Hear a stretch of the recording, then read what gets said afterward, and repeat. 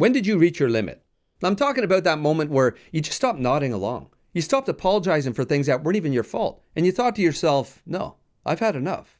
Something shifted.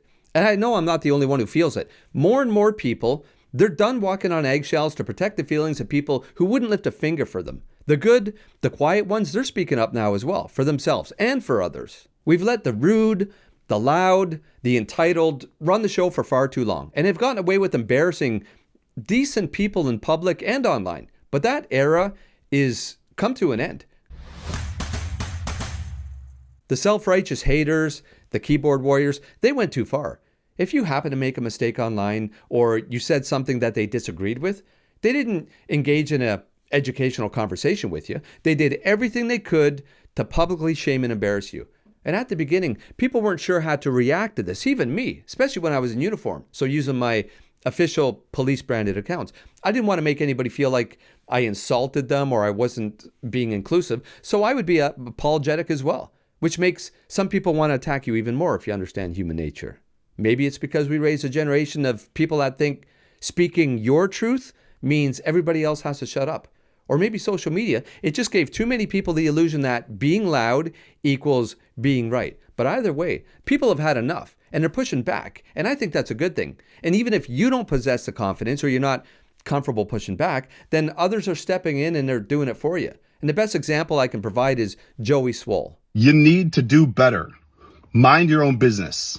Some people still think they can get away with shaming or embarrassing others at the gym just for clout with guys like Joey Swoll out there. He's a hero. He's a legend. He didn't set out to publicly shame anybody. His videos, they were started in response to people who were publicly shamed.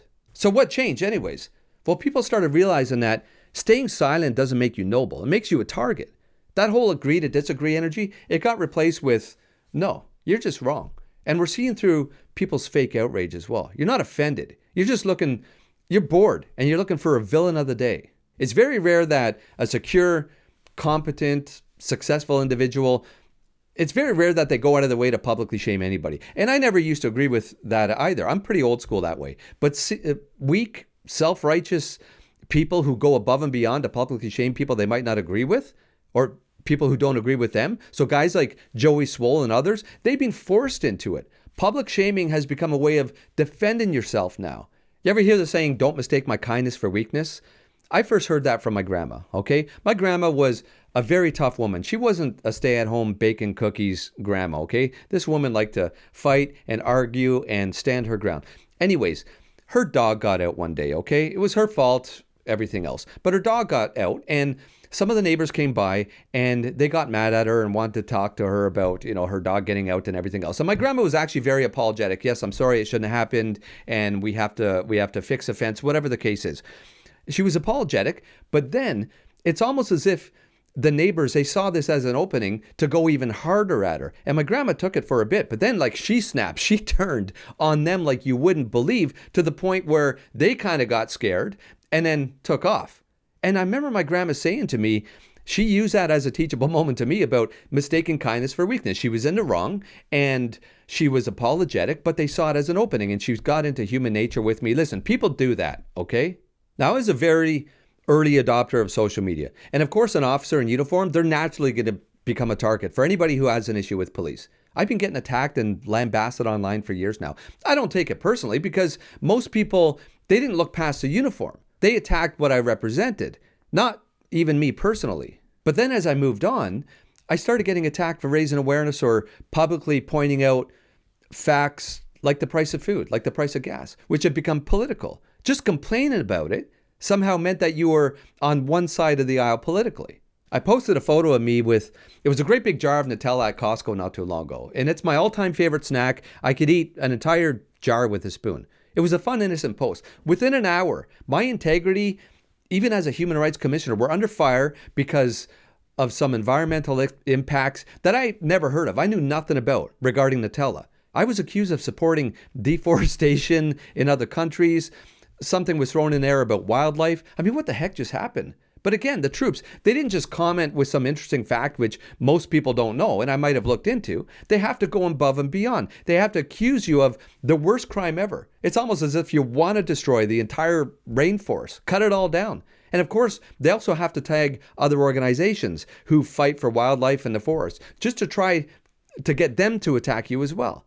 Now you're on the hit list, all because you love Nutella. But the gig is up. Nobody gives a damn when you start attacking them anymore. I feel it. Sometimes it's almost like a badge of honor. And all you accomplish from doing so is you push people away from your cause. It doesn't matter what you post about. Somebody is going to have an issue with it. And I, for one, I'm happy about the change in people's attitudes. I'm happy that there's a movement to push back. Somewhere along the way, it's like being offended became a sport.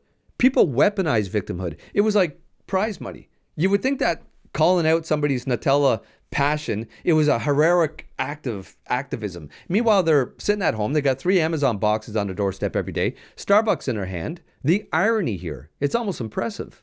I never use the term Karen.